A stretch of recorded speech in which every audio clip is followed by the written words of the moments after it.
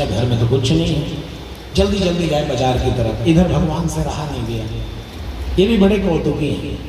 तो आज भगवान पहुंच गए विदुरानी जी के पास।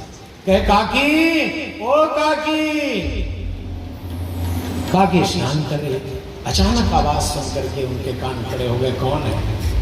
जैसे ही जाकर के दरवाजे को खोली तो खोलते ही देखी श्याम सुंदर सामने खड़े हैं, मंद मंद मुस्कुराते हुए। भगवान के मोहनी सूरत को देख करके विदुरानी जी के होश और उड़ गए। लखे जिन लाल की मुस्कान तिन्ह बिसरी वेद विद संयम ज्ञान, नेम व्रत आचार पूजा पाठ गीता ज्ञान।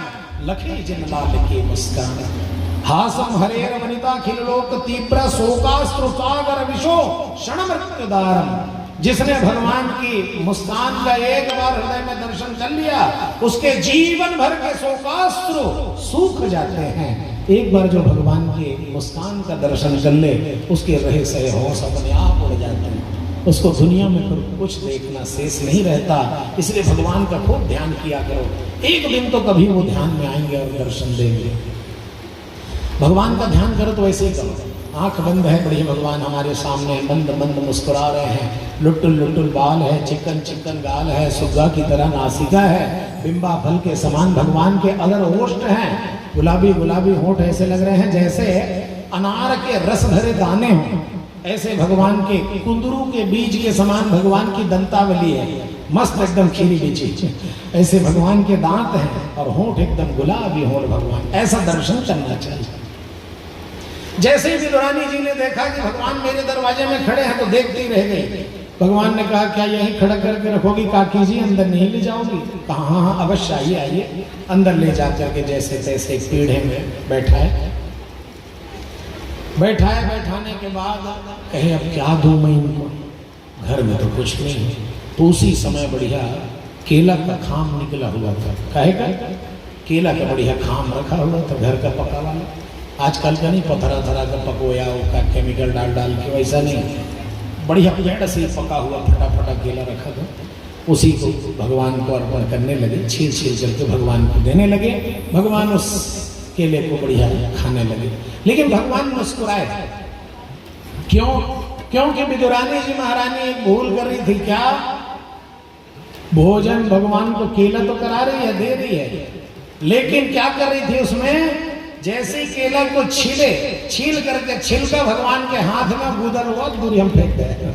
अब भगवान का वाह छिलका खाए दे तो गूदल फेंका तो कहता है।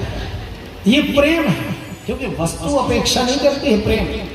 प्रेम में भूल गई कि क्या देना है और क्या फेंकना है, तो छिलका भगवान को और गूदल वो अंदर। भगवान देखा अच्छा खा के लग फेंक दी, सब छिलका धरा दे। भगवान ने कहा कोई बात नहीं, लाओ। प्रेम का भूखा हूं मैं और प्रेम ही एक सार है।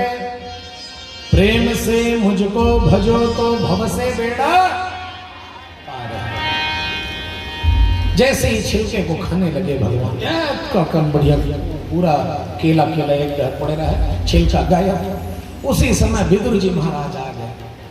जैसे ही दरवाजा खुला देखा तो अरे खुला कैसे? दरवाजा जाके देखते तो आंगन में बीच में भगवान देहली के वहाँ बीच आंगन में बढ़िया चौके में बैठे और अब तक केरा कुढ़ाया और छिलका एक कोठन में, और हाथ में देखे एक छिलका रखा हुआ था उनके, और भगवान के सामने से दे रहे थे।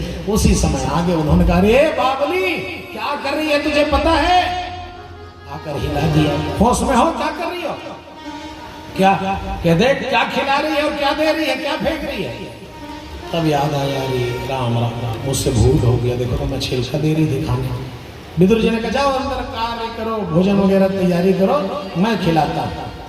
अब केला लिए विदुर जी महाराज और केला छील करके भगवान को बढ़िया गुदा गुदा दिए। ये लीजिए प्रभु पाइए, ये तो बावली है, पगला गई है देख करके आपको, लीजिए आप केला पाइए।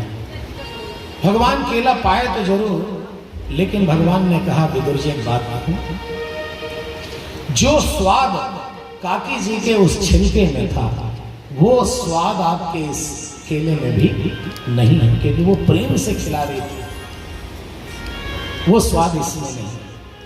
तो भगवान तो प्रेम के वशीभूत होकर के केले का छिलका खाए, भथुआ भाजी का साग खाए।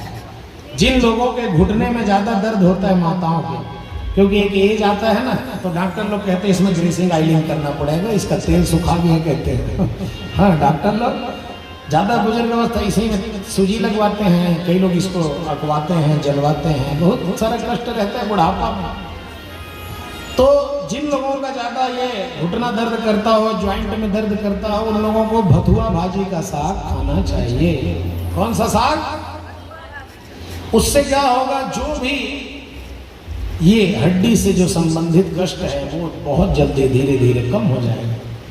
अवस्था को तो पूरा ठीक नहीं करेगा, लेकिन हाँ, दर्द जो ज़्यादा रहता है, चिलकता रहता है, रात रात भर सोते नहीं हैं, जो भी और ऑयल लगाते हैं उसके बाद भी आराम नहीं है, वो लोगों को जिस समय भाजी रहता है उस समय ज़्यादा नहीं 2-4 सब्जी ही कम से कम खाना चाहिए, उससे शरीर चकाचक। आज भगवान के लिए भथुआ भाजी का साग बना, और भगवान कन्हैया ने विदुर काका जी के यहाँ जो है भथुआ भाजी का सब्जी खाया।